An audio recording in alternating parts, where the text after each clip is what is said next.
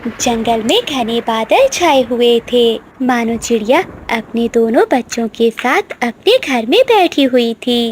मम्मा, बाहर इतना अंधेरा क्यों हो रहा है? मुझे भूख भी लग रही है। मीना बेटी, डरो नहीं, मैं अभी तुम्हारे लिए कोई मीठा फल ढूंढ कर लाती हूँ। मम्मा, आप अकेली मत जाइए, हमें भी साथ ले चलिए। बबलू बेटा, अभी आप दोनों बहन भाई बहुत छोटे हो और बाहर की दुनिया बहुत बड़ी है। तुम मेरा घर में ही इंतजार करो, मैं जल्दी लौट आऊंगी। ये कहते हुए मानो चिड़िया अपने घर से निकलती है। चिड़िया के बाहर निकलते ही आसमान पर जोर से बादल गरजने लगते हैं और तेज बारिश शुरू हो जाती है। चिड़िया के बच्चे घोंसले में कांपने लगे थे और छत से पानी भी टपक रहा था। घोंसला तो जैसे टूटने लगा था। भैया, मम्मा कहाँ रह गई? मुझे बहुत डर लग रहा है। मीना बहन, डरो नहीं, मम्मा आ जाएंगी, वो कभी हमें अकेला नहीं छोड़ेंगी। उधर मानो चिड़िया तूफानी हवा और बारिश से लड़ रही थी। उसके पंख भीग गए थे, लेकिन दिल में सिर्फ एक ही बात थी, मेरे बच्चे भूखे और अकेले हैं, मुझे हर हाल में पहुंचना होगा। बारिश में बहुत मुश्किल से उड़ते उड़ते मानो चिड़िया वापस अपने घर लौट आती है। बच्चे अपनी माँ को देखकर बहुत खुश होते हैं। मम्मा, आप आ गई, मुझे बहुत डर लग रहा था। बच्चों, कुछ नहीं होगा, मैं आपके पास आ गई हूँ ना। मगर उसी समय एक जोरदार आवाज आती है। जंगल में तो बाढ़ आ चुकी थी, पानी तो घर में पहुँच गया था। चिड़िया अपने बच्चों को लेकर जल्दी से बाहर निकलती है, तभी उनका घर भी पानी में बह जाता है। मम्मा, हमारा घर तो बाढ़ में बह गया है, अब हम कहाँ जाएंगे? मानो चिड़िया बहुत चिंतित थी। वो अपने बच्चों को लेकर तूफान में उड़ गई। वो अपने दोनों बच्चों को लेकर अपने पुराने दोस्त बादल कव्वे के पास जाती है। वो दरवाजे पर दस्तक देती है। बादल भैया, दरवाजा खोलो, मेरा घर बह गया है, मेरे बच्चे कांप रहे हैं। तभी बादल कव्वा अंदर से बाहर आता है। जल्दी आओ, अंदर आ जाओ चिड़िया। मगर पीछे से ही बादल की पत्नी बिजली भी आ जाती है। नहीं नहीं, किसी को अंदर मत लाओ बादल, पहले ही हमारा घर बहुत छोटा है, अगर तुम इन्हें अपने घर में ले आओगे तो हम कहाँ रहेंगे? बिजली बहन, बस एक कोना दे दो, मेरे बच्चे भीग रहे हैं, थोड़ी देर के लिए। नहीं चिड़िया, मेरे घर में जगह नहीं है, तुम अपने बच्चों को लेकर कहीं और चली जाओ। ऐसा कहते हुए बिजली कव्वी बादल कव्वे को लेकर अंदर चली जाती है। चिड़िया बाहर अपने बच्चों के साथ ही भीगती रह जाती है। बच्चों, घबराओ नहीं, हम कोई और रास्ता ढूंढेंगे। मानो चिड़िया अपने बच्चों को लेकर वहाँ से उड़ जाती है। तभी उसे सामने से कबूतर आता हुआ दिखाई देता है। अरे मानो बहन, ऐसी तूफानी बारिश में कहाँ जा रही हो? चिड़िया की आंखों में आंसू आ जाते हैं। कबूतर भैया, मेरा घर बह गया है, देखिए मेरे बच्चे ठंड से कांप रहे हैं। मुझे कुछ भी समझ में नहीं आ रहा कि मैं अपने बच्चों की जान कैसे बचाऊं। अरे चिड़िया बहन, इसमें सोचने वाली क्या बात है, तुम मेरे पास चली आती। चलो, अपने बच्चों को लेकर मेरे घर में चलो, मेरा घर बहुत ऊपर है और वो सुरक्षित भी है। फिर मानो चिड़िया अपने बच्चों को लेकर कबूतर के घर में चली जाती है। मम्मा, अब हमें अच्छा लग रहा है। कबूतर भैया, आपका ये एहसान मैं कभी नहीं भूलूंगी। नहीं चिड़िया बहन, एक पक्षी ही तो दूसरे पक्षी का सहारा होता है। वो ऐसे घर में बैठे हुए थे कि तभी उन्हें एक आवाज सुनाई देती है। बचाओ, कोई मुझे बचाओ। अरे कबूतर भैया, ये किसकी आवाज है? चलिए चलकर देखते हैं। वो दोनों घर से बाहर आते हैं। वो देखते हैं कि सामने तोता पानी में डूब रहा है। चलिए कबूतर भैया, हमें तोते को बचाना होगा। फिर मानो चिड़िया और कबूतर मिलकर तोते को बचाते हैं और अपने साथ अपने घर में ले आते हैं। 3 दिन बीत जाते हैं, लेकिन बारिश थी कि अभी तक नहीं रुकी थी। एक तेज हवा के झोंके से कौवों का घर भी पानी में नीचे गिर जाता है और बह जाता है। वो दोनों पति पत्नी बहुत मुश्किल से अपनी जान बचाते हैं। बादल जी, यहाँ से तो बच गए, लेकिन मुझे लगता है अब ऐसी बारिश में भीगते रहे तो जरूर मरेंगे। नहीं बिजली, मैं तुम्हें कुछ भी नहीं होने दूंगा, चलो मेरे साथ। फिर बादल कव्वा बिजली कव्वी को लेकर एक बड़े पेड़ की खोखर में जाता है। अरे बादल जी, ये खोखर तुम्हें कहाँ से मिली? बिजली, जब मैं दाना ढूंढ रहा था तब मेरी नजर इस खोखर पर गई थी। अच्छा बादल जी, अब तो मुझे बहुत भूख लगी है, जाओ मेरे लिए कुछ खाने को लाओ। अब ऐसी तेज बारिश में भला मुझे कहाँ से भोजन मिलेगा? चलो बादल जी, कबूतर के घर से भोजन चोरी करने चलते हैं, मुझे बहुत भूख लग रही है। ऐसा कहते हुए बादल और बिजली अपने घर से निकलते हैं। वो दोनों खिड़की के रास्ते से कबूतर की रसोई में जाते हैं और वहाँ से भोजन चुराकर उस खोखर में आ जाते हैं। देखा बादल जी, हमें घर भी मिल गया और भोजन भी। बिजली कव्वी ने ऐसा कहा ही था कि पीछे से एक सांप आकर उन दोनों को दबोच लेता है। वो खोखर तो एक सांप की थी। सांप उन दोनों पति पत्नी को मारकर खा जाता है और उनके पंख वहीं पड़े रहते हैं। अगली सुबह हो जाती है, बारिश भी रुक गई थी। अरे ये क्या, हमारा भोजन कहाँ चला गया? लगता है कबूतर भैया, किसी पक्षी ने आपका भोजन चुरा लिया होगा। हाँ कबूतर यार, ये देखो काली पंख, ये तो कौवों की है। ये काम जरूर उन कौवों का ही होगा। फिर वो तीनों घर से बाहर आते हैं। थोड़ी दूर एक पेड़ की खोखर के बाहर कौवों के पंख पड़े हुए थे। ये तो सांप की खोखर है, यहाँ तो कौवों के पंख भी पड़े हैं। लगता है दोस्तों, कौवों को अपने किए की सजा मिल गई है। आसमान पर गहरे बादल छाए हुए थे। बादल कव्वा चिड़िया के घर जाता है। मानो बहन, ऐसे उदास क्यों बैठी हुई हो? बाहर इतना अच्छा मौसम हो रहा है, चलो बाहर घूमने चलते हैं। नहीं बादल भैया, मेरे अंडे होने ही वाले हैं और मैं बहुत परेशान हूँ। मानो बहन, ये तो खुशी की बात है, तुम्हें काहे की परेशानी? वो बादल भैया, आपको तो पता है कि मेरा घर कितना पुराना है। अगर बरसात हो गई तो मेरा घर तो फौरन से टूट जाएगा। आप ही बताएं कि मैं अब क्या करूं? मेरी तो तबीयत भी ठीक नहीं है। मैं तो चिड़िया से दाना लेने आया था, ऐसा ना हो कि चिड़िया ही मुझे अपने घर की मरम्मत करने के लिए बोल दे। अच्छा चिड़िया, अब मैं चलता हूँ, मुझे एक जरूरी काम याद आ गया है। फिर बादल कव्वा वहाँ से चला जाता है। वो रात तो गुजर जाती है। अगली सुबह होने के साथ ही बारिश भी शुरू हो जाती है। बारिश के साथ साथ तेज तूफान भी था, जिससे चिड़िया का घर तो जोर जोर से हिलने लगता है। ए ऊपर वाली, ये क्या हो रहा है? मेरा घर तो बुरी तरह से हिल रहा है। इससे पहले कि मेरा घर गिर जाए, मुझे यहाँ से निकलना होगा।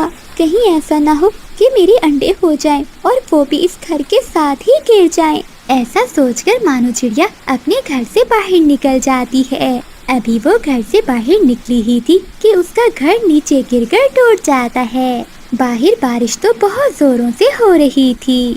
मानो चिड़िया के घर के पास ही कौवों का घर था। चिड़िया सीधी कौवों के घर की ओर जाती है और जाकर वो कौवों के घर के दरवाजे पर दस्तक देती है। बादल भैया दरवाजा खोले। बादल, ये चिड़िया यहाँ क्या कर रही है? मुझे क्या पता, पूछता हूँ। हाँ, यहीं से पूछ लो। दरवाजा मत खोलना, वरना सीधा अंदर ही आ जाएगी। हाँ मानो बहन, बताओ क्या काम है?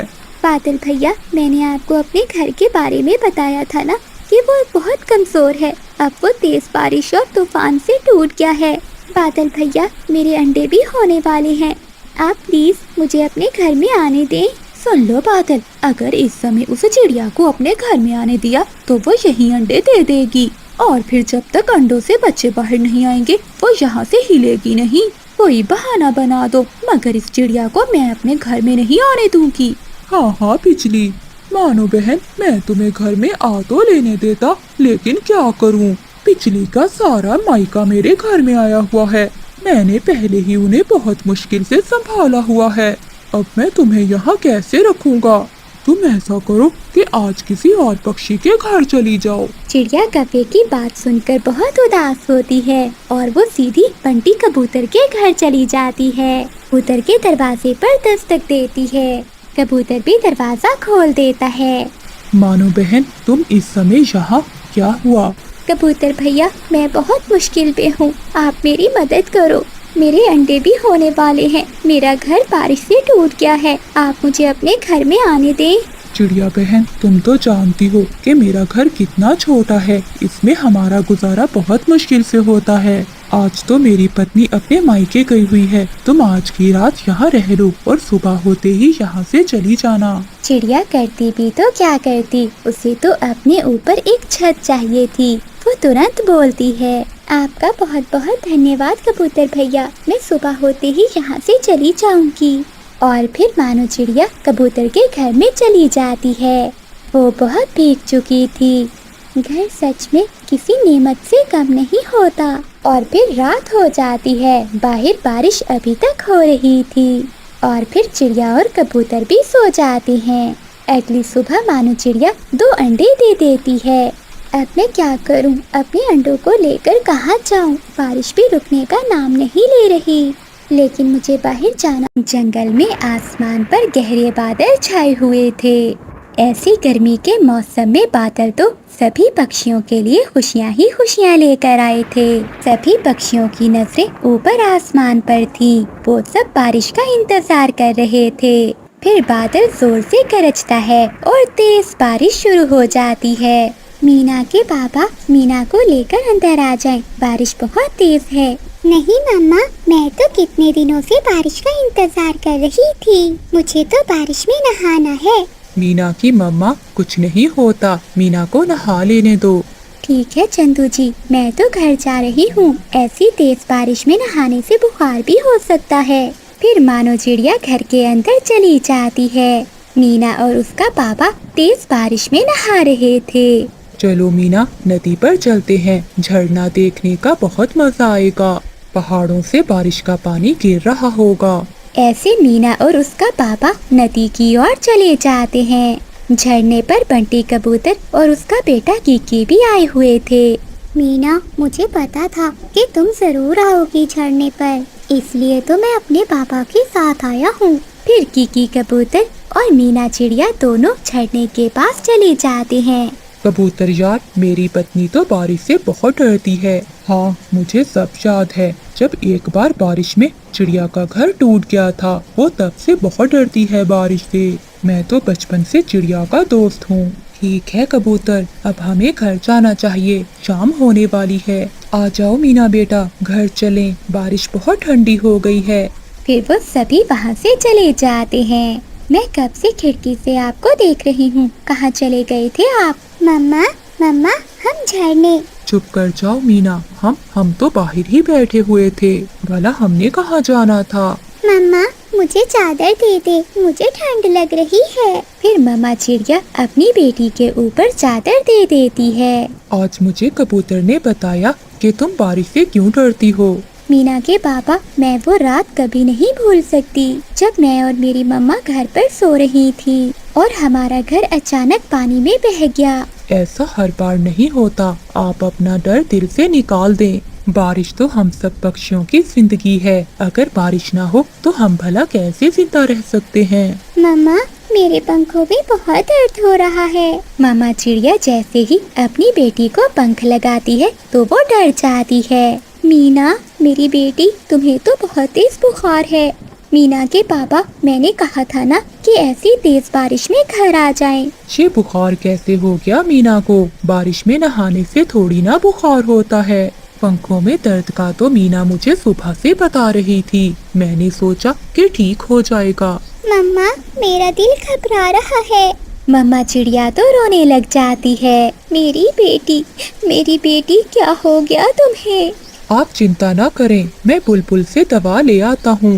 बुलबुल तो आज सुबह अपनी बहन के पास जा रही थी, वो तो घर में नहीं है। आप तो चुप कर जाएं, ऐसे रोने से क्या होगा? तुम चिंता ना करो, मैं पहाड़ों से बुखार दूर करने की जड़ी बूटी के पत्ते ले आता हूँ, मुझे अच्छे से पहचान है उन पत्तों की। देखिए जी, रात भी हो गई है और बारिश भी बहुत तेज है, आप ऐसी बारिश में भला कैसे जाएंगे? मैं सब देख लूँगा, बस तुम अपना और मीना का ध्यान रखना। फिर बाबा चिड़ा बारिश की परवाह किए बगैर ही अपने घर से उड़ता है।